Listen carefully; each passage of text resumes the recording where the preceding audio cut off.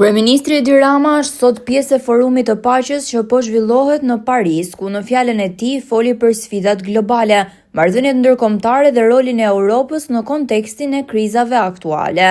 Rama u ndal tek perceptimi i Europës për veten dhe mënyra se si ajo e sheh botën, duke theksuar se kontinenti i vjetër nuk po reflekton mjaftueshëm për ndryshimet që po ndodhin. Ai komentoi gjithashtu zhvillimet në Shtetet e Bashkuara të Amerikës, duke përmendur dhe presidentin Donald Trump. Ajo që ndodhi në SBA në fillim të këtij viti, që Trump e përshkroi si planin e Zotit për të shpëtuar Amerikën, nëse Zoti kishte më të vërtet një plan, pjesë e tij ishte të zgjonte edhe Europën, por unë nuk po e shoh Europën të zgjohet, tha më tej kryeministri Edi Rama. Zvarr në këtë lloj mënyre dhe të bëhemi gjithmonë më të parëndësishëm, dhe kjo është shumë e qartë për mua, sepse kur shohim shifrat, Bashkimi Evropian apo Europa si e tillë, ashtu si kryeministria juaj që pati instinktin për të mbështetur e ndërtuar punën te një traditë e vjetër franceze që nisi nga abati Shën Pjetrit, i cili në traktatin e tij për paqe të përhershme ishte mjaft i qartë. Po ta lexosh sot abatin e Shën Pjetrit, i gjen të gjitha përgjigjet. Se si ky kontinent mund të ketë paqe të përhershme. Ai përfytyronte një kontinent që ishte i bashkuar. Dhe gjeni se nga perëndimi në lindje nga Franca në Rusi. Abati Shën Pjetrit. Emmanuel Macroni e shtyu më tej kufirin duke i dhënë jetë asaj krijese që quhet Komuniteti Politik Evropian. Tani sa u takon shifrave PBB-s, popullsisë, kështu me radhë, po ti bësh bashk 500 milionët, është një forcë e jashtëzakonshme, por nuk është një vend. Kështu që Bashkimi Evropian është një emër, një organizat, apo projekt politik, por nuk ka as edhe një metër katror të vetin. Çdo metër katror i Bashkimit Evropian është metri katror i dikujt që është pjesë e tij.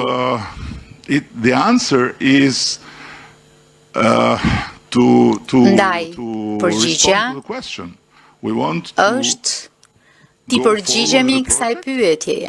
A duam të shkojmë përpara me projektin apo do të vazhdojmë ti bëjmë të dyja në të njëjtën mënyrë dhe të shpenzojmë sasi të jashtëzakonshme parash për të militarizuar Europën me pasoja të cilat shpresoj që e kam gabim, që shpresoj të gjithë ata për cilëve përpiqem të mësoj të kuptoj e kanë gabim.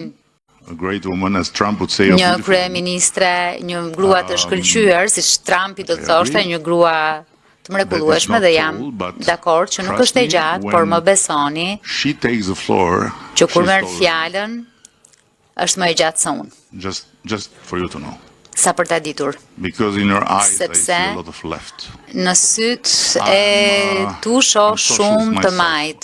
Unë jam vetë socialist, edhe pse nuk jam fort i sigurt se çfarë nën kupton ditët e sotme. Për shembull, te socialistët francezë, po të them që jam socialist në Francë, nuk dua që njerëzit të mendojnë se kanë vdekur. A mendoni që anëtarësimi i Bashkimit Evropian është i vlefshëm për Shqipërinë, sepse duket sikur po i referoheni një forme shumë ndryshe të BE-s, një forme më të urbanizuar. Jo, mos na ço këtu, nuk është e vërtet.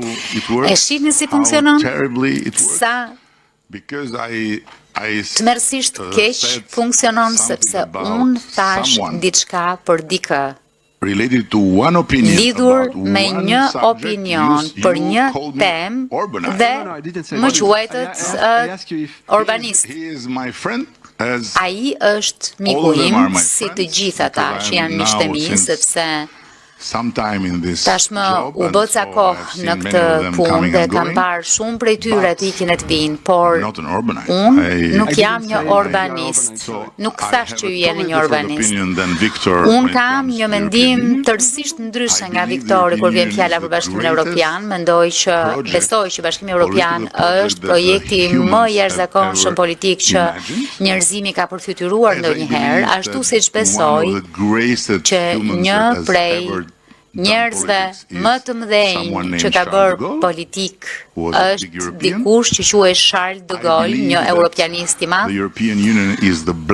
Besoj që Bashkimi Evropian është bekimi që kemi, të gjithë ne, përfshi edhe francezët, cilve kur nuk ju pëlqen diçka për një kohë të gjatë, dhe besoj që për ne, Shqipëria në Bashkimin Evropian është pikërisht ajo çfarë mund të quhet bekim, sepse po të ishim ajo çfarë ishim pas 50 vjetësh Kore e Veriut e Europës, pas 50 vjetësh izolim tërësor nga të gjithë, sepse ishim izoluar nga Perëndimi e Lindja, pas 50 vjetësh diktaturë gjakatare, barbarie,